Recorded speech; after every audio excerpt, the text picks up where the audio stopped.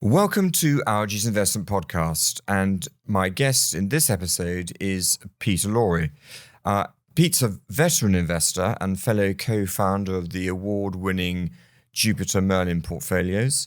I'm going to be asking Pete questions covering the United States of America, the UK, Europe. We're going to touch on Bitcoin and also look at the outlook for other digital currencies as well. So, Pete, welcome. And thank you very much for agreeing to spend some time talking to me today. Always a pleasure, Algy. Always a pleasure. Well, let's open the batting with the States. It's definitely very much a subject which is in vogue at the moment. Who is the greatest threat to the United States of America? Themselves, I would think. I mean, America's very lucky. Geographically, it's isolated. I can't see the Canadians invading. And the Mexicans haven't there a couple of times. And they've been soundly beaten. So America is geographically very lucky. Who's the greatest threat? Excluding nuclear conflict, which would be mutually assured destruction, I don't think America has an external threat. So their threat comes internally. And I can't say more than that, to be perfectly blunt. Okay. It's just that I can't quite understand why Trump is seemingly so keen to cozy up to Putin. I mean, my instant reaction would be Trump has two motivations for, I guess you're referring to the Ukraine situation. Yes. The first is purely financial. He doesn't want the cost of it. He has to, if that carries on for another 6 months, it's his war. He inherits it. But at the moment, he's so new into the office, it's not seen as his problem. Mm-hmm. So he wants an end to it. And I don't know that he's cozying up to Putin. I think he wants an end to the pointless bloodshed. I mean, it is a meat grinder, and history would dictate that once the Russians get into a meat grinding situation, well, there are no winners. Ultimately, the mid-20th century Germans found that out, and Napoleon found that out. And they were the two most powerful armies that Europe's ever put together. And they were soundly, I won't say, well, they were defeated. They were rejected from Russian soil. Mm. So I suspect, I know the UK media portrays Putin as a bad man, and I'm not saying he's a good man, but I think there's an awful lot to the background of this conflict that is not reported in the Western media. I think Trump understands that, and he wants an end to it. And do you think that a lot of what is going on in Ukraine at the moment actually is a reflection of what happened in the 1980s and 1990s? I think it's a reflection of hundreds and hundreds of years of history, like these conflicts always seem to have. Yeah. More modern day history, it's definitely a reflection of what happened in 2014, when my interpretation of this is when a Russian-leaning, Russian-friendly government that was democratically elected in Ukraine was removed in a coup by a NATO, EU-sponsored, CIA-sponsored coup known as the Maidan Revolution. And I think everything stems from that. To say Putin wasn't provoked, I think is wrong. And that's not to say he should have invaded Ukraine, but I can see why he did. And I think Trump wants an end to it. The cost, financially and in human resources. Yeah. And Pete, do you think that it's becoming clear what Trump's foreign policy is? Clear as mud. Mm-hmm. I mean, we're recording this, we're 10 weeks in to the Trump administration. Trump, let's just set the scene. Trump was elected on a landslide.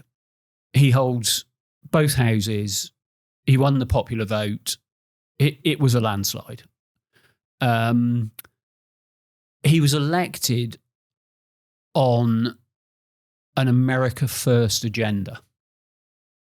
And I think it's really important that you look at this through the correct lens.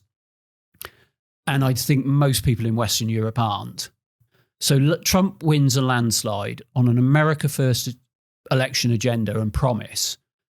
And it's no surprise that's what he's therefore going to do. Put America and American citizens first. And I think that if you look at it through that lens, it therefore then explains an awful lot of what he's doing. The other thing I think people are not focused on, maybe don't understand, and I think this is the primary driver, and I do think Trump and it's not just Trump, it's his team around him, and we can talk about some of those people if you wish, they realise America's going bankrupt. And if they don't stop America going bankrupt, we all have a massive problem. We might not have direct skin in the game of the American economy, but if the provider of the global reserve currency goes pear-shaped, we've got a huge problem as a species. So what is the current state of the US finances? Let's put some numbers on them. Let's go straight to the chase. Right, okay. So America today has explicit debt of $36 trillion, that's a very, very big number. There has never been a country that has had $36 trillion of debt. Now, that is somewhere in the region of 120 to 125% of debt to GDP. Now, in their seminal work in the mid-90s, a Stanford and I think it was Stanford and Harvard professors, Reinhardt and Rogoff, put together this study called This Time is Different. It's a massive book. It's about 800 pages. They studied a lot of sovereign debt crises through the ages, and they worked out that 90% debt to GDP was about the maximum that could be sustained by an economy before it ultimately ended up in a financial crisis. So at 90%-ish, you get to a tipping point. You're at a tipping point, and the States is somewhere in the 120s. Difficult to know exactly on a real-time basis, but it's way beyond the tipping point. So that is where they are. They have got away with it for this long because they are the provider of the reserve currency of the world. What that means is there's demand for dollars, so they could print those dollars into existence without having had to earn them. It's what de Gaulle called the exorbitant privilege. So I think America, the deficit, and this is where we need to look on an annual basis, the deficit in 2025 will be just under $2 trillion. And for anyone who's listening but doesn't understand deficits, that's effectively the amount you spend as a government less the revenue you raise in tax. So it's the amount you're living beyond your means. And I wish I had a credit card that gave me a $2 trillion credit limit, because I could have some fun with that. But I mean, it is a massive number. And if they don't rein that in, it will only get worse. And therefore, I think Trump and his team, they understand this in a way that maybe previous administrations didn't. And so what are the main levers that they've got at their fingertips to rein that debt level in? So you can see from their policies what they're doing. I mean, clearly, something that's grabbed the headlines is what Musk and his merry band of men are doing, the DOGE department, the Department of Government Efficiency. So just accept that the deficit is $2 trillion. DOGE has set out, and they have said they will cut the deficit by $1 trillion, so halve it, by taking out fraud and waste in government. Now, so far, and we could actually look at it if we had real-time data, they've added a line to the US debt clock. So there's this thing online called the US debt clock. You can see the deficit running live, and they've added the DOGE clock. And the last time I looked, they had already made annual savings of $300 billion a year on a repeating basis, simply by cutting waste and highlighting fraud. And they're only 70 days in, something like that. So they're going to try and halve the deficit. They're going to try and take $1 trillion out of the spending, which equates to 15% of the entire budget. Now, I listened to, there's a great interview with a journalist called Brian Bayer of Fox News Network, and I think it was last Friday, so that would have been the 28th of March, I think, where he interviewed Musk. And what I hadn't realised up until that point, and it was Musk and about 7 or 8 of his colleagues in DOGE, I hadn't realised how many senior chief executives and chief financial officers were in the DOGE department, were taking career breaks to work at reducing waste in US government. I thought it was Musk and a whole group of clever programmers who were getting systems to talk to. It's not. It's very high powered. To give you an example, can't remember his name, but the guy who set up Airbnb is working for it. Now, you can criticise Airbnb, but it was a brilliant idea, and there's clearly a guy who knows he's an entrepreneur. So can a man who can land rockets cut government waste? Well, when he bought Twitter, now called X, on day one, he fired 85% of the workforce and the product improved. I'm not going to bet against Elon Musk until the facts prove me wrong or right. I actually wonder if they'll take more than $1 trillion out of the deficit. Now, clearly, there's a cost to that. A lot of people are being made redundant. And I do think what their actions are going to cause a recession in the US. But it's very much pain now to reduce a lot more pain later, because those people will be absorbed into the private sector. So this is the DOGE thing. The second leg of what Trump is trying to do is create more economic growth. So, and this is where the whole tariffs and energy policy comes in. I was going to say, how's he going to do that? How's he going to do that? Right. So there is a theme, and when we come to talk about the UK, you'll realise, and this is very much my opinion, there's 3 ways you drive economic growth. 3 simple things you can, well, simple to say, difficult to do. You can slash regulation, number 1. Reduce the cost of business will create more growth. You can slash taxation. The Laffer curve proves that you cut tax, you create growth and raise more tax revenue. So cut regulation, cut tax, and then the third way you create more growth, and this is the controversial one, and I hinted at this the last podcast we did, you put in a sensible energy policy. And you can see from Trump's announcement and his team's announcements that is 3 ways they are intending to drive growth. And I think in the short run, growth will be 0, negative this year. But in the long run, they will create more and more growth in the US economy. And of course, the more growth you get, the more tax revenue you get, you shrink the deficit. And actually, we'll just do this bit and then we'll go on to the numbers, because I have quite a controversial idea here. So there's that. Tariffs. So tariffs are the headlines across all the financial media at the moment. It's a disaster. It's bad awful. news. It's bad news. For everybody. Yeah, right. A lot of what Trump is doing, he's doing it for 2 reasons. He's trying to level the playing field. So I'll give you an example of that. If a UK or a European car manufacturer imports a car into America, they pay a 2.5% tariff. If an American car company imports a car into Europe, they pay a 10% tariff. Go figure. Is it not fair to equalise that? It would seem sensible to level that one off. Yeah. The second thing, and you can see this now, the announcements are starting to come out. If you manufacture in the States, you don't pay tariffs. So what is Trump trying to do?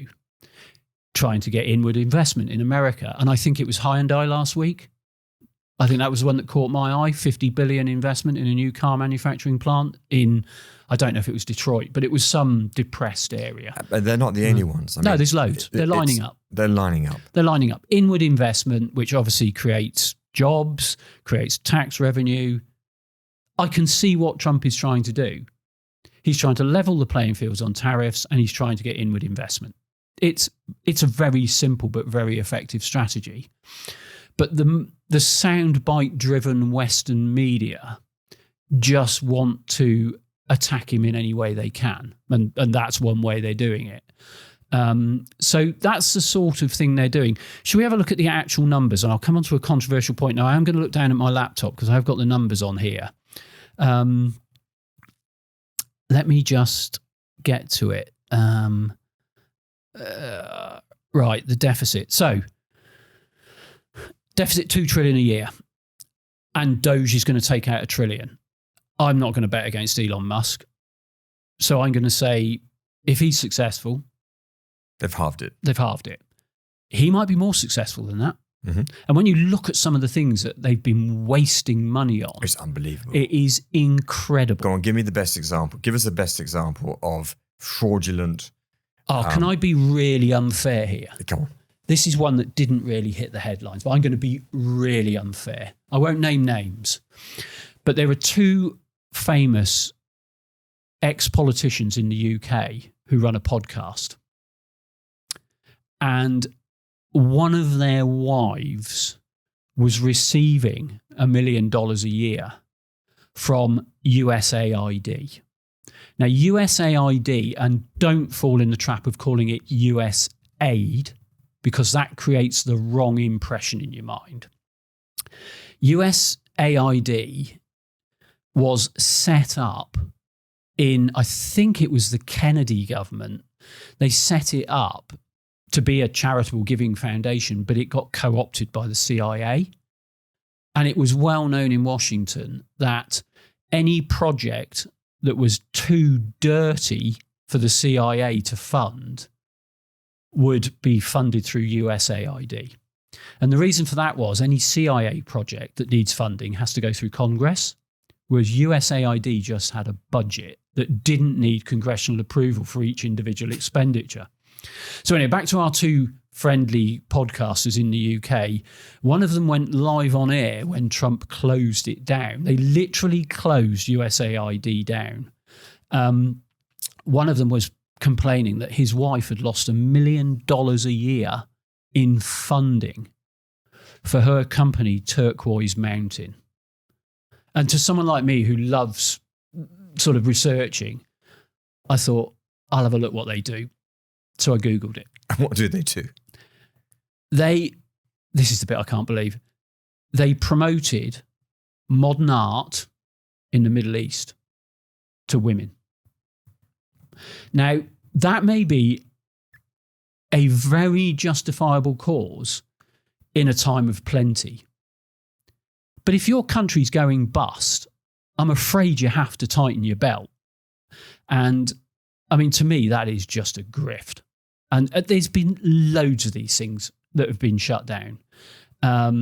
You can always tell who the fraudsters are and the grifters because they're the ones that complain the loudest. That's my opinion on that. Anyway, so we got this budget, this deficit rather. We're down to $1 trillion with DOGE.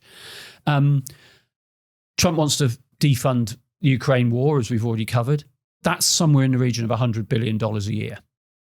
Deficit, $900 billion. Down to 900. It's quite a big item, that.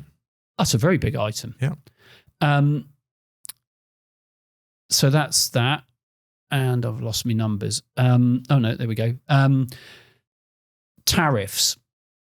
Now, the view on tariffs is they will raise, for the American coffers, somewhere between $600 billion and $1 trillion a year, if they equalise all the tariffs. Just equalising them. Just equalising. Not these 25% tariffs. Oh, no, I think some of them are quite aggressive as well, where they think they've been... Sorry, I don't want to make this sound like a panacea. Where they think they've been hard done by, they're going to get their own back. So their internal numbers, the minimum number is they're going to raise $600 billion a year. just on the tariffs. And I think that includes the inward investment as well. Deficit, $300 billion a year. The US government, the US economy last year, 2024, was $29.7 trillion. If you assume no growth this year, but you assume quite a modest 3% nominal growth next year, that raises another $150 billion extra tax revenue. Because tax take to the size of GDP in America is 17%. So that's where you get the that's actually $153 billion. You're getting down to close to having a balanced budget in the States. Now, there's an awful lot can go wrong there. There's an awful lot of sweeping assumptions. But there's an intent. There's an intent. There's a direction of travel. And of course, what you've got to remember is we've assumed DOGE only is as successful as they think it's going to be and not more successful. 3% nominal GDP growth is actually very modest. It could be a lot more than that, especially if they get a grip of their energy policy and bring the costs of doing business down and creating things. I mean, people need to remember, nothing gets grown, nothing gets made, nothing gets moved, nothing gets mined without energy. It is the most important input into humanity, is energy. And how much cheaper is energy in the US than it is in Europe or the UK? Well, certainly I don't know about Europe, but I would think it's similar to the UK. Electricity in the UK is 4 times the cost of the average price of electricity in America. So no surprise that the likes of Sir Jim Ratcliffe and INEOS are moving their industrial base to the States. It's a no-brainer, is it not? No-brainer. Why do we not any longer create virgin steel in the UK? The last plant is closing. It was announced this weekend. Just too expensive. Just too expensive. Just too expensive. Yeah. Scunthorpe is closing. So what I'm saying is, and it is a controversial point, the world is assuming Trump et al.'s economic policy is going to fail on the deficit. The non-consensus trade, therefore, is what if they succeed? A balanced budget in America, i.e., less or no need to issue new treasury bonds, is a game changer. That changes everything. And it's not all good. You would get a much, much stronger dollar in the long run. Now, as I say, in the short run, you're probably going to get a recession, which means weaker dollar. But in the long run, if they succeed, even if they're moderately successful, no one's really assuming that. And then moving on from the deficit through to what Trump has been talking about in terms of Canada, Greenland, Panama Canal. What's all that about? I don't know. The thing you've got to accept with Trump, I think, you need to look at the difference between career politicians and the likes of Trump. Now, he is a politician now, but ultimately at heart, he's a deal-making businessman. And I think a lot of what his rhetoric is part of a grand strategy. He has a plan. They clearly have a strategy in place. I mean, Trump funded his entire transition team pre the takeover. They'd been in place for months working out what they were going to do should they win the election. And he assumed he was going to win it. So if you compare and contrast Trump 1.0, he didn't expect to win. It was a shock when he did. He didn't know what to do. He didn't know who to trust. He didn't know how to do anything when he got to Washington. That was Trump 1.0. Trump 2.0 hit the ground running in a major way, had a plan, had a strategy, and they're implementing it. And pretty much everything he promised on the campaign trail, he's put in place. Canada is, I don't know if he actually meant what he said when he said you should become the 51st state, but it certainly had a reaction. Now, if you sort of take your investment hat off and put your military hat on, it actually makes sense. How does he secure his northern border? How does he secure the North Atlantic? Well, he makes sure Canada's on side. He makes sure Greenland's on side. And actually, he makes sure Russia's on side as well. And then you've got the whole of the North, Arctic, and we don't know what wealth and riches are under the Arctic. You know, if everyone's working on the same page for those three areas, you know, that is a part of the globe that China can't get into. We do know that Greenland has masses of resources, especially rare earth metals, under the ground. And at the moment is that the vast majority of rare earth metals come out of China. So Trump can see a weakness there, that all his high-tech industry, you know, the jewel in the crown of the American economy is dependent on rare earth metals from predominantly China, some from Canada, some from Australia. And then there's this huge unexploited area in Greenland. So you can see the logic there. Or is it just him shooting his mouth off? Who knows? Who knows? Who knows? What about the bond markets? Are the bond markets giving any warning lights at the moment in the States? They seem fairly calm to me. I think they do. Yeah. I hate bonds. Sorry to all our friends who are bond fund managers, but I don't see the point of bonds as an investment. Slightly tongue-in-cheek, certainly not at these levels. I mean, I think the US 10-year is about 4.2% today. And I think real inflation around the world is probably higher than that. So I think investing in bonds is probably a way to lose money slowly. Is there anything else about the US economy that we haven't spoken about that you think is worth highlighting to our listeners today? Because otherwise I'm going to move actually on to the UK. I think it's difficult because the economy is very dynamic. The attitude of the average man on the street in America is exceptional. They're very entrepreneurial. When you compare them and contrast to Europe, you can see why people go there. They have the infrastructure, the capital to support any idea, if it's a good idea. Failure is not a bad thing in America. You know, no one's a real businessman until they've been bankrupt once. It's encouraged, isn't it? It's encouraged to go bankrupt and learn those lessons. And you compare and contrast that to an economy like ours, and you can see why they're winning.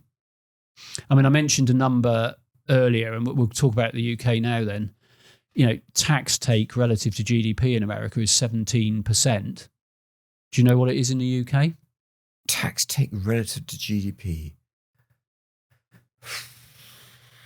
I've got no idea, Pete. 36%. So 36% of the average, if there is such a person, average person's earnings goes to the government. Do you know what it is in France? 45%. So thank God we're not France yet. Yeah. And I think that just sort of epitomizes the whole difference. America, you know, I mean, classic case in point this weekend. Elon Musk can land a rocket. The Germans can't even get one to take off. If you saw the news this weekend. I mean. So what worries you most about the UK economy? Is it again the debt level? The politics. The politics. And that goes hand in hand with the debt level. I mean, if you look at America through the America First lens, yes, I think to understand what's happening in the UK today, you've got to take that lens off and look at the UK economy through a communist lens. And that might sound shocking. It does sound very shocking. Every senior member of our cabinet, and actually I think pretty much every senior Labour politician, certainly over the last 25 years, have been members of the Fabian Society. And for those who don't know, the Fabian Society is a secretive organisation who believe in communism through evolution, not revolution.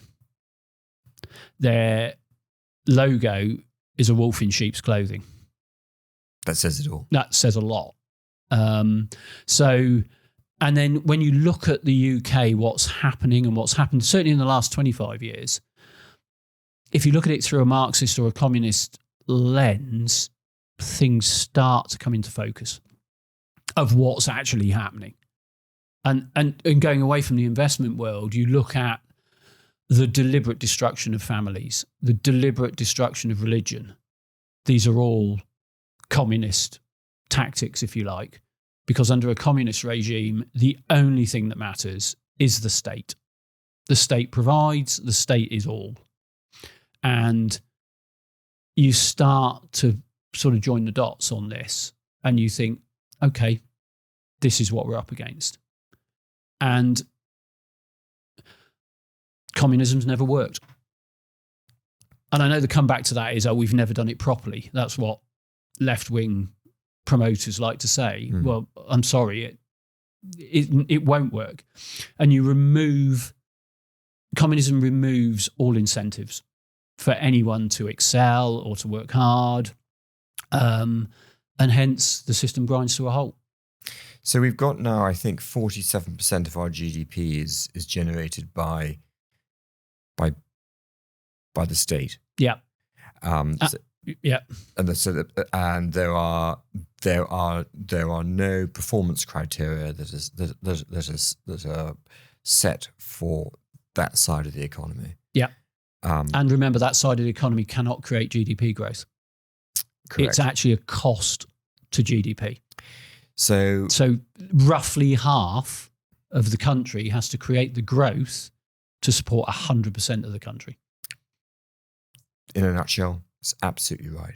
Yeah. I read something the other day that said that last year, 10,000 millionaires left the UK. There is allegedly 2,500 UK citizens on the waiting list to get into Monaco. Now, I've heard that. I can't prove it. I haven't seen it written down anywhere, but it kind of makes sense.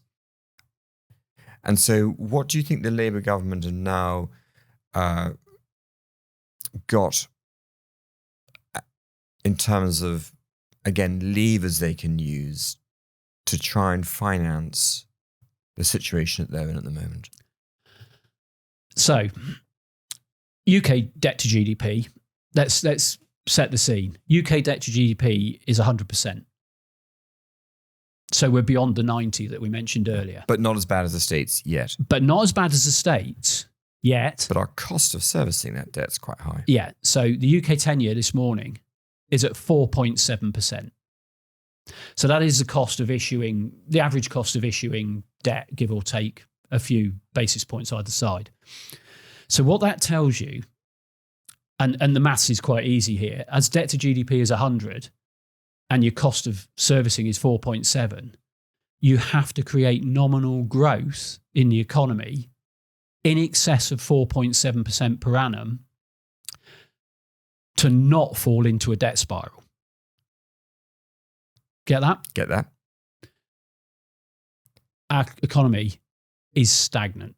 There is no growth in our economy in aggregate. Yeah, great. There's sectors that are doing well, but other sectors not doing so well. And the cost of servicing that debt at the moment is over 100 billion, is it? It's about and growing. Because we're in this debt spiral now. We're having to issue debt because there's no nominal growth to pay off the interest on the existing debt. And that is shocking. And there's a number of points here. The bit we've missed, we've talked all the way through this about GDP. GDP is a nice number. The headline writers like to write about it. Mainstream media like to talk about it. It's irrelevant. What actually matters is GDP per capita, i.e. how we as individuals are feeling, how much growth in our economy individuals are getting. Mm-hmm. So if you go back to 1997, GDP per capita in the UK was 90% of that of an average US citizen. Okay. Today, 60. The UK in aggregate has lower GDP per capita than America's poorest state, which is Mississippi. UK GDP per capita has just been overtaken by Poland and Slovenia. That's a shocker, isn't it? Quite stunning numbers. Now, what's happening here? Let's go right back to the big picture before we drill into the UK. Mm-hmm. There is a fantastic book. You knew I'd start talking about books, didn't you? Oh, you love books. I love books. I like listening to them these days. It's easier. Called The Forced Turning by two authors, the late William Strauss and a guy called Neil Howe, who is actually still alive. He's a bit younger. The Forced Turning is a study of social, political and economic history over the years and the cycles that work within it. And effectively, I can summarize a book in about one paragraph. What they discovered is an 80-year cycle in most economies. So 4 generations. Mm-hmm. And it effectively says that, basically, if I've got it right, great leaders create great times. Great times create weak leaders. Weak leaders create bad times. Bad times create great leaders. So that's your 4 generations. Where are we? Right. So America have just gone from a weak leader creating or a series of weak leaders creating bad times to potentially a great leader creating good times. So they've gone from the fourth turning to the first turning. Now, we mentioned countries like Poland and Slovenia. They had their fourth to first turning with the fall of communism. So they've actually ended up with they were in a dire state. They'd had 80-year bear markets called communism. And now they've got stronger leaders who are creating good times, higher GDP per capita. We are in the fourth turning. We've had a series of weak leaders. Everyone knows the economy is bad and getting worse. And the debt to GDP per capita is proving that. And we will be hopefully approaching a turning where hopefully, and I accept hope is not a strategy, but somewhere along the line, a strong leader will come out and turn things around. Now, what gives me confidence is you've seen this time and time again. The first country really to change their ways in recent history was El Salvador about 5-6 years ago. A very strong leader came along. It's happened in Argentina 18 months ago. Yes. With Javier Milei. Dire situation, turned things around. Deep, deep recession to start with as they cleared out excess waste and fraud in government.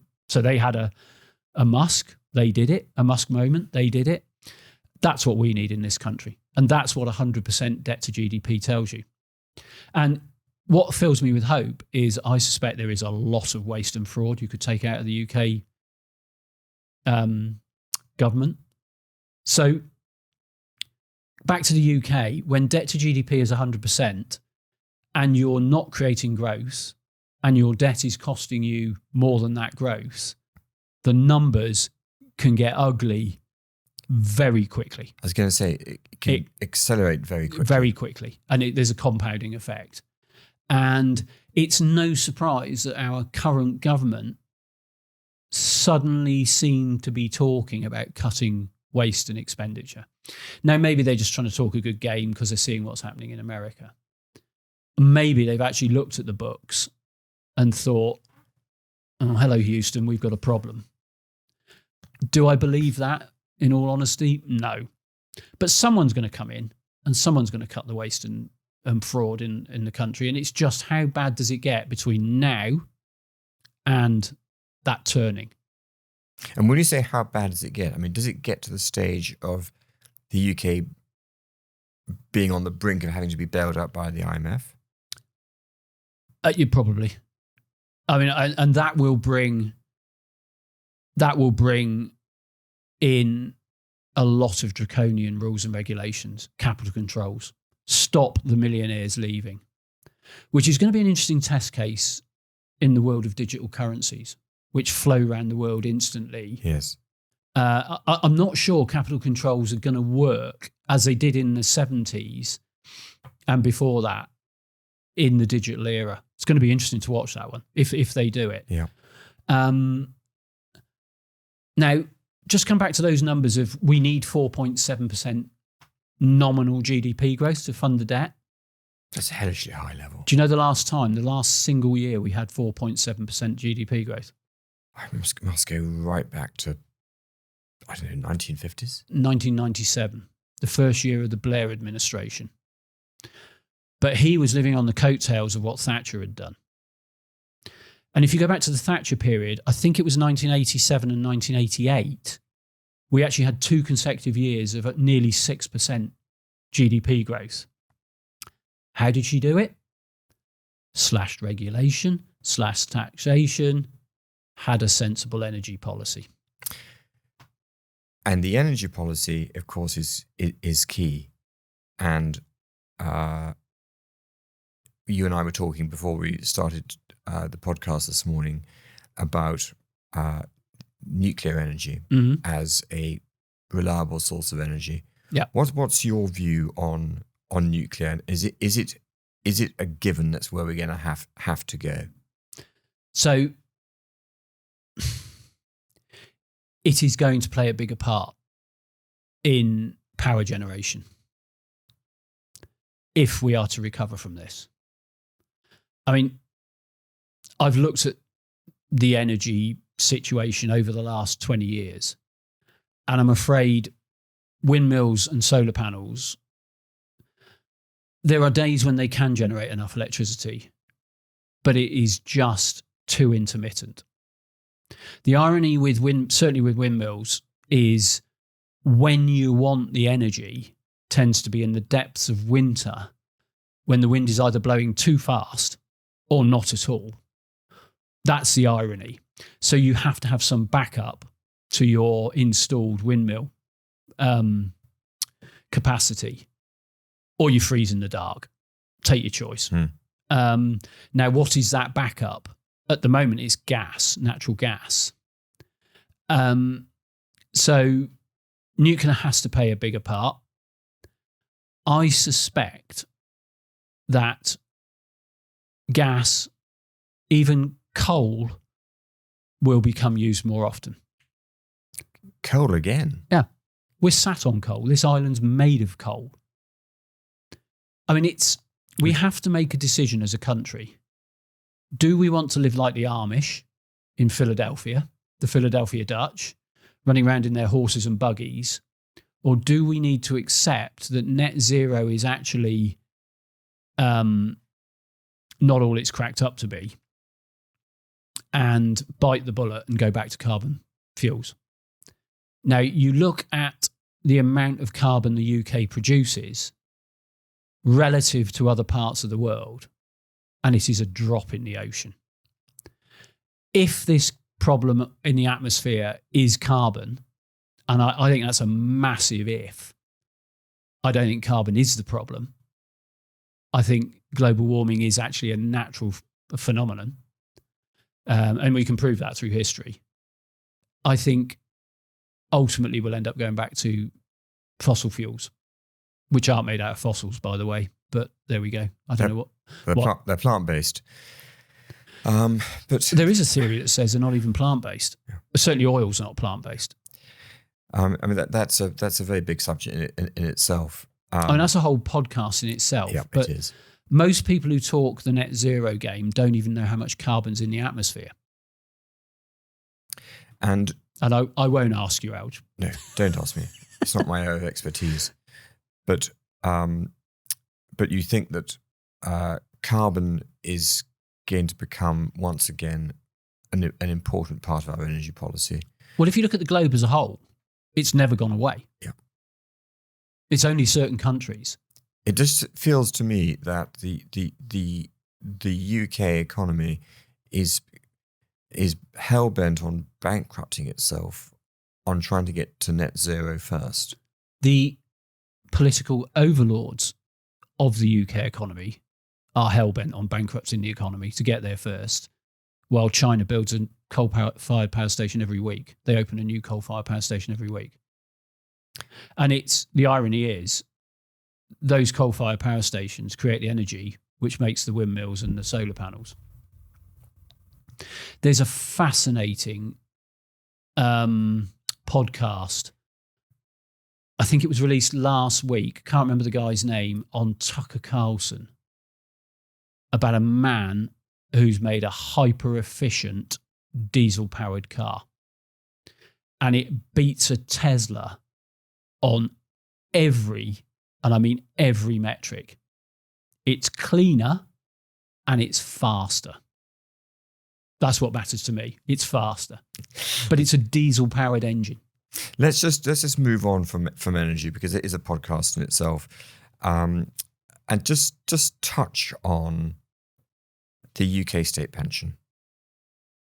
I know it's a complete segue from what we've been talking about. Something I don't know anything about, but but with what we've been talking about, the fear of the UK deficit getting out of control, are our pensions safe? Well, history would dictate that gets eroded over time. I'm no expert on pensions, but I mean, the state retirement age has always gone up. It's never gone down in our lifetimes, as it is crept up, and that will continue to happen. Pensioners are being ravaged by inflation, as we all are, but they're the least able to do anything about it. So I suspect, I mean, I'm mid-50s. I don't expect to get a state pension. And your children? I think it's an anomaly, the state pension. It was developed with all the right intentions in mind when there was a lot more working people relative to the retired population. But now that's flipped on but its the head. Demographics is now they're flipping. We've got this baby boom moving through the economy, and there are fewer workers trying to support more pensioners. What the future holds, I mean, my kids have got to worry about pensions in 40 odd years' time. I will definitely be encouraging them to put their own arrangements in place. I mean, is Europe a basket case? Yes. So Europe, here's my take on Europe. Everyone looks at the EU and thinks resounding success. Europe has been propped up by Germany for best part of 40 years. And the Germans had this thing called the German economic miracle. Mm-hmm. And everyone looked at it and thought it's great, German efficiency, and they never really understood what was creating that. And I think there's 5 or 6 legs to the German economic miracle, which have pretty much all fallen over now. So the first thing, German industry was hyper efficient because it was all completely rebuilt after the Second World War. So their country was running on brand new infrastructure in the 50s and 60s, where we were and still are running on Victorian infrastructure. So clearly your business is going to be more efficient. Mm-hmm. Germany, they certainly do make good products as a result of that, their cars and whatever. So they were massive exporters of kit, cars to China. Well, China have overtaken them now. If you haven't seen or been in a Chinese car, it's the equivalent of any German car now. So China are going to, they're going to take their money home and buy their own. So that undermines the German economy. Germany certainly had a peace dividend from the fall of the Berlin Wall. Obviously, they had half their country rejoin them, which created a lot of economic growth. And they also had a huge amount of cheap labour from places like, let's use the example, Poland and Slovenia. Well, that cheap labour is now expensive labour and it's gone home. So they haven't got the cheap labour anymore. The big own goal for the Germans was destroying their energy infrastructure. They were reliant on cheap Russian gas, and clearly that's not there anymore. But in the meantime, they've closed all their nuclear power stations, and now they're stuffed. So Germany has propped Europe up, and Germany has now lost that advantage. And I think probably Europe is, to use your terminology, now a basket case, but with honourable exceptions, like Poland, Slovenia. They've had the fourth turning. They're living the good times now. So, and other countries as well. There are other Eastern European countries doing incredibly well. but they haven't completely swallowed the socialist mindset that maybe a France has, because they did it 50, 60 years ago and it destroyed Didn't work. Didn't work. Funny that. So they don't have the debts that a France has or Spain. But everything's cyclical. Do you think that gold, physical gold, is an important investment asset class for people to seriously consider owning in their portfolios in this day and age? Yes. And why is gold an asset class of choice for you? For the last, I'm going to say 12 years, the central banks around the world, with the glorious exception of Western Europe, have been accumulating gold. When the Biden administration and the Western European governments sanctioned Russia and effectively stole the US Treasury bonds that the Russians owned in their reserves, that was a signal to the central banks around the world to find another reserve asset, because you can't trust the Americans. Because if you're living slightly on the edge, you're a despot or a dictator and you've got US Treasury bonds, you cannot trust them. And therefore, the next best treasury asset, if you like, treasury reserve currency, reserve asset, is probably gold. Now, I think that's going to change, and we're back to our last podcast on Bitcoin. I think that will now start to feature in government's reserves, central banks' reserves rather. But there's this massive underlying demand from central banks. I am a fan of what you could describe as hard currencies. As the fiat currencies around the world are devalued via inflation, there is only one way hard currencies are going. And that's not to say they're going up in a straight line, although gold has gone up in a straight line for 3 years. Yes.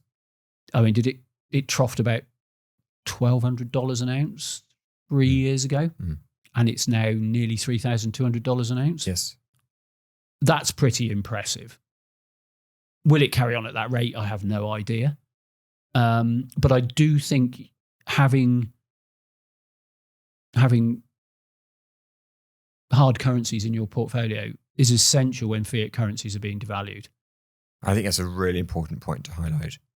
And on that point, and it's a nice way of moving on to talking about Bitcoin, my observation is that physical gold is an asset which can do well in bull markets and also in bear markets. It's an asset that can do well in risk on and risk off environments, whereas historically Bitcoin only performs well when risk is on.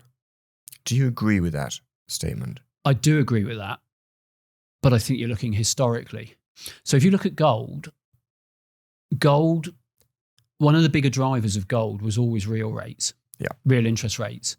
And that correlation broke down spectacularly around the COVID era, when governments printed a lot of money.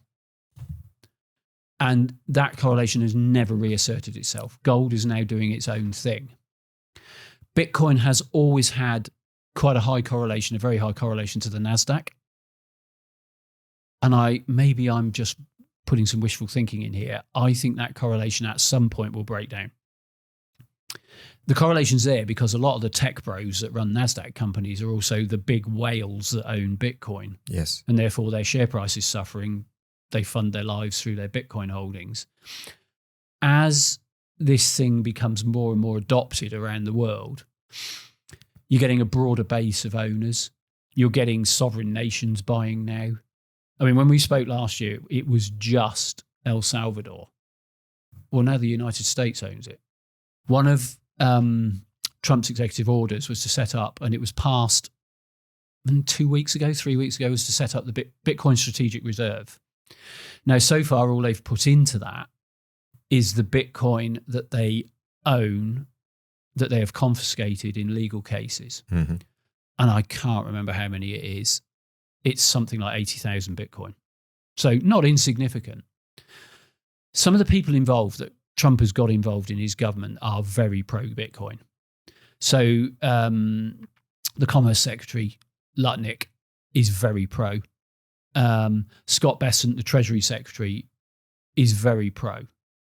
Now, they made an interesting comment. Bessent made an interesting comment. I think it was at his inauguration when he got accepted into the government. He said they would be looking to monetize the asset side of the US balance sheet. That was a direct quote. And you just sit there and you think, well, what do they own that they can monetize? A lot of gold, a lot of land, their military. What if they revalue their gold? Because it's currently held at $42 an ounce on the balance sheet. Mm-hmm. What if they revalue it to market prices? Frees up a lot of cash. The other comment I made was if they buy Bitcoin, it'll be revenue neutral. So they're not going to borrow to buy, but they might end up freeing up some cash from somewhere to support the price, buy it. We just don't know. One thing they are pro is Tether. Tether is a stable coin. So the way to think of Tether is it's an online dollar. You sell your fiat dollar and you buy an online dollar. Okay. Tether is now the 7th biggest owner of US treasuries because they back the online dollars. The dollar that you give to them to buy the Tether then ends up buying US treasuries. So it's like a digital money market fund in the way it operates. Didn't exist 3 or 4 years ago, and now it's the 7th biggest owner of US treasuries. What have the US probably got to do in the next few years? Refinance a lot of debt. Well, it does make sense to promote your 7th biggest owner to keep buying. So the Americans are very pro this online currency called Tether. We spoke last time about halving. The halving, yeah. The halving.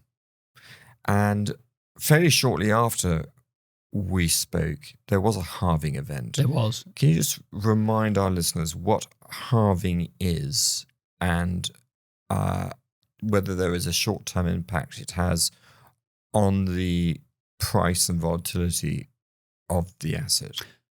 So Bitcoin is mined. Maybe we won't go into mining this time because that's really complex, but it's mined, it's created on a preset schedule. And every roughly 4 years, it's slightly less than 4 years, the number of Bitcoin created on a daily basis halves. So and I suppose I'm going to have to touch on mining because of why that is. So the miners, they don't dig it up, they create it with amazing amounts of computer power. The 450 that are created today are the reward to the miners who are finding this stuff in the algorithm and securing the network. That's their role. So for the work that they do, securing the network, they get rewarded with new Bitcoin. So every 4 years, so just as we were speaking last year, it was 900 a day. Now it's 450 a day for the next, probably is about 3 years now. And then in 3 years' time, that 450 will halve to 225. Even I can do that math. Oh, that math. I didn't get the calculator right. What tends to happen around a halving is the price tends to move up. Historically. Mm-hmm. Now, what I've said earlier just now is some of these trends and cycles are starting to diminish as adoption broadens out. In past halvings, you've seen monumental rallies in the Bitcoin price. This time it was only about 500%. And actually we've given a bit of it back. But I think that's more to do with the correlation of the NASDAQ and the NASDAQ's fallen recently than the halving. Mm. And do you think that demand will continue to outstrip supply over the next 20, 30 years. But it almost has to. For it to succeed. No, it almost has to. I mean, because there are only 450 a day being created. So if you do the maths on, let's just assume the price was $100,000 today. There's only 45 million Bitcoin being brought into existence on a daily basis, and that halves in 3 years. Those ETFs that launched in the States this time last year, I mean, the BlackRock one alone is not far off $50 billion. So they are sourcing Bitcoin from somewhere. And it only a small fraction of that can be the supply, the new supply, and that's diminishing. Yeah. But the supply can also come from existing owners. And there is actually evidence of a lot of the people who've owned it for a long time that were in early, that bought at ridiculously cheap prices, they are offloading. Because if you've bought something for cents on the dollar and the price is 80,000. And has it got any other real competitors in the crypto world? No, it comes back to this point. I don't think so. Many people do think there are competitors, but it is unique in the fact that it's decentralized and limited in supply. That makes it unique. That gives it monetary currency type characteristics that others don't have. You've been incredibly insightful, Pete, in giving us your views on a variety of different subjects.